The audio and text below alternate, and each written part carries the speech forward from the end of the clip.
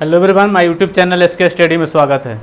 आज का जो हमारा टॉपिक है वो है संज्ञा। हम लोग संज्ञा पढ़ेंगे। संज्ञा से रिलेटिव जो भी जानकारियाँ हैं वो अच्छे ढंग से देखेंगे। तो आइए देखते हैं। संज्ञा किसी व्यक्ति, वस्तु, प्राणी, स्थान या भाव अवस्था को संज्ञा बोलते हैं। संज्ञा का मतलब होता है नाम, यानी नाउन, जिसे इंग्लिश नेम है नाम।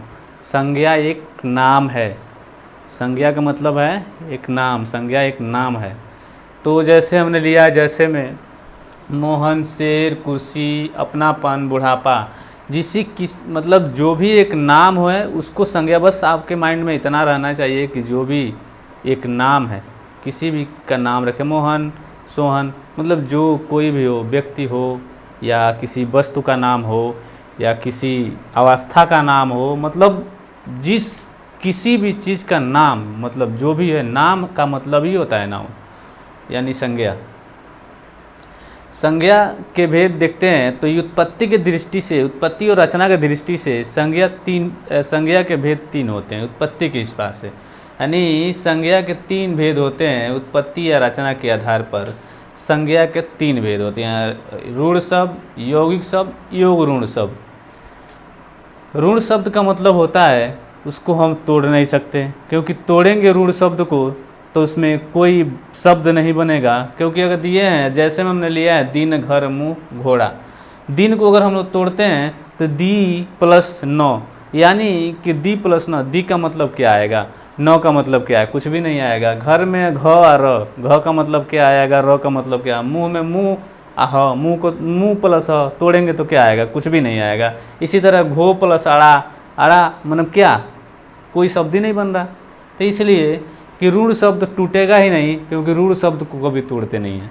ऋण शब्द तोड़ने पे कोई अर्थ नहीं निकलता। इसलिए माइंड में हमेशा एक चीज़ याद रखिएगा कि ऋण शब्द को हम लोग तोड़ेंगे तो कुछ नहीं होगा, ऋण शब्द टूटता ही नहीं है। ओके, यौगिक शब्द देखते हैं। यौगिक का मतलब होता है उसको तोड़ेंगे तो कोई ना कोई अर्थ जरूर आएगा। जैसे हमने लिया है विद्या, विज्ञान। विज्ञान में बी धन ज्ञान। ज्ञान का मतलब समझते हैं, जिससे ज्ञान, किसी भी चीज़ का ज्ञान मिलना, कोई ज्ञान देता है। ज्ञान का मतलब आप लोग अच्छे से समझते हैं, ज्ञान तो बचपन से ही जानते हैं, इसमें कोई बताना नहीं। सामाजिक, सामाजिक में समाज प्लस इक। समाज का मतलब समझ ही रहे हैं कि जहाँ हम लोग रहते हैं समाज में। विद्यालय, विद्या धन आलय, यानी विद्या को तोड़ेंगे तो विद्या हम लोग समझ ही रहे हैं विद्या किसे बोलते हैं। योग ऋण, योग ऋण का मतलब होता है कि दो पद मिल के किसी तीसरे का, दो शब्द मिल के किसी तीसरे शब्द को संकेत करते हैं। जैसे हमने समास में बताया था योग ऋण शब्द। योग ऋण का मतलब होता है उत्तर पद और पूर्व पद दोनों पद मिल के, यानी दोनों पद प्रधान नहीं होते हैं, अप्रधान होते हैं। दोनों पद मिल के किसी तीसरे पद पर संकेत करते हैं, किसी तीसरे पद का बोध करते हैं, उसे योग ऋण कहते हैं। योग ऋण में हमने कमल लिया है, पीताम्बर लिया है, लंबोदर लिया है, नीलकंठ लिया है। तो कमल का मतलब समझ रहे हैं, जिसे कमल का फूल बोलते हैं, तालाब में, नदी में जो पाया जाते हैं। पीताम्बर भगवान विष्णु की बात हो रही है। यहाँ लंबोदर श्री गणेश जी की बात हो रही है, गणेश भगवान की बात हो रही है। और नीलकंठ का मतलब होता है नीला है कंठ, जो हमारे भगवान शिव की बात हो रही है। इसीलिए योग ऋण शब्द होता है। अर्थ के आधार पर देखते हैं तो अर्थ के आधार पर संज्ञा के 5 भेद होते हैं। पहला होता है व्यक्तिवाचक संज्ञा, दूसरा होता है जातिवाचक संज्ञा, तीसरा होता है द्रव्यवाचक संज्ञा, चौथा होता है समूहवाचक और पांचवा होता है भाववाचक। देखिए, इसका कोई नंबरिंग इधर उधर हो जाए तो कोई दिक्कत नहीं है, मैंने वैसे लिख दिया है। इसका अगर भाव के समूहवाचक चौथा नंबर पे है तो तीसरा नंबर पे इसका नंबर इधर उधर हो सकता है, कोई मतलब नहीं है उसका। इस पर ज़्यादा कन्फ्यूजन मत होइएगा, क्योंकि याद रखिएगा 5 प्रकार के होते हैं संज्ञा के भेद। बस याद रहना चाहिए, व्यक्तिवाचक, जातवाचक, भाववाचक, द्रव्यवाचक, समूहवाचक, ये सब याद रहना चाहिए 5 गो, कि किस में क्या है, इसको अच्छे ढंग से देखना चाहिए। तो हम देख रहे हैं तो व्यक्तिवाचक संज्ञा में किसी भी व्यक्ति का, किसी एक व्यक्ति का बात हो रहा है यहाँ पे। जैसे राम, गंगा, पटना, एरावत, हाथी। तो जैसे संज्ञा का मैंने बताया ना, किसी एक व्यक्ति की बात हो रही है यहाँ पे, जो पर्सनली एक व्यक्ति हो, उसको ही व्यक्तिवाचक संज्ञा बोलते हैं। ठीक, व्यक्तिवाचक संज्ञा में किसी एक व्यक्ति की ही बात हो रही है, किसी एक व्यक्ति को ही व्यक्तिवाचक संज्ञा कहते हैं।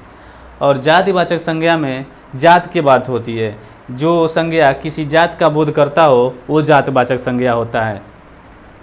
जो जो जो जो संज्ञा किसी जात का बोध करता हो वो जातवाचक संज्ञा होता है। जैसे हमने लिया है आदमी, हाथी, पर्वत, नदी, महल, नगर।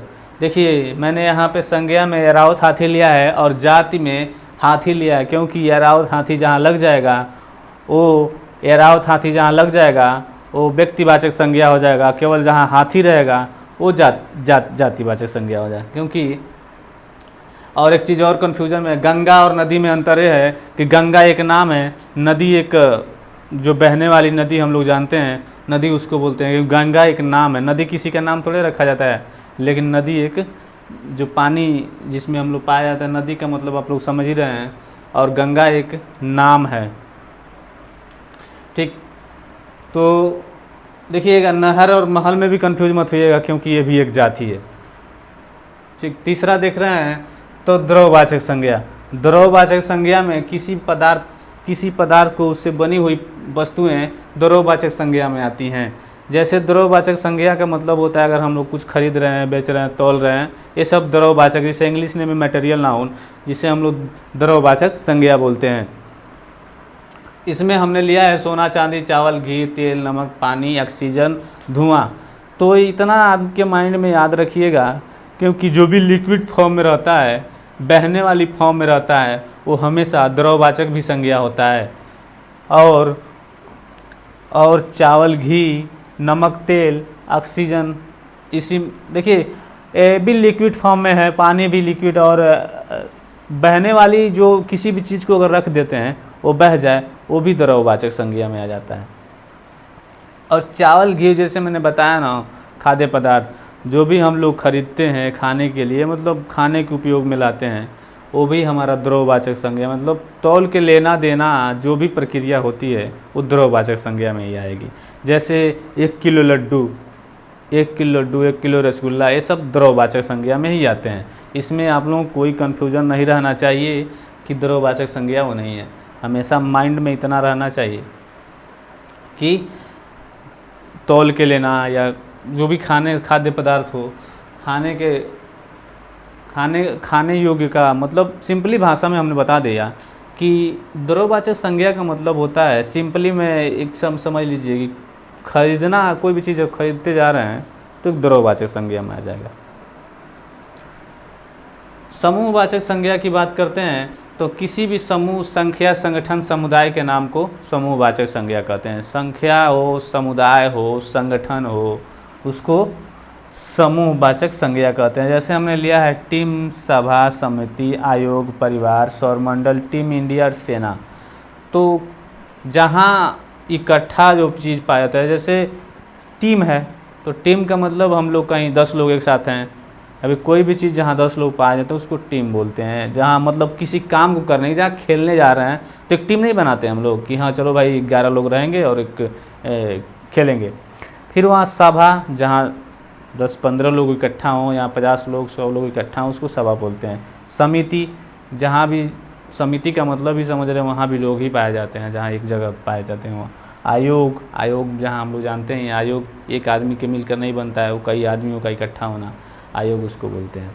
परिवार, जहाँ हमारे परिवार में 10 लोग पाए जाते हों, परिवार उसको बोलते हैं। जहाँ अब इसमें सिंपली आपसे बता ही दिए हैं कि जहाँ इकट्ठा होना, किसी भी आदमी हो या समूह हो, जैसे 50 जानवरों का समूह है तो एक वो भी एक समूह में ही आ जाएगा। सेना भी एक समूह है, पुलिस भी एक समूह में ही आ जाती है।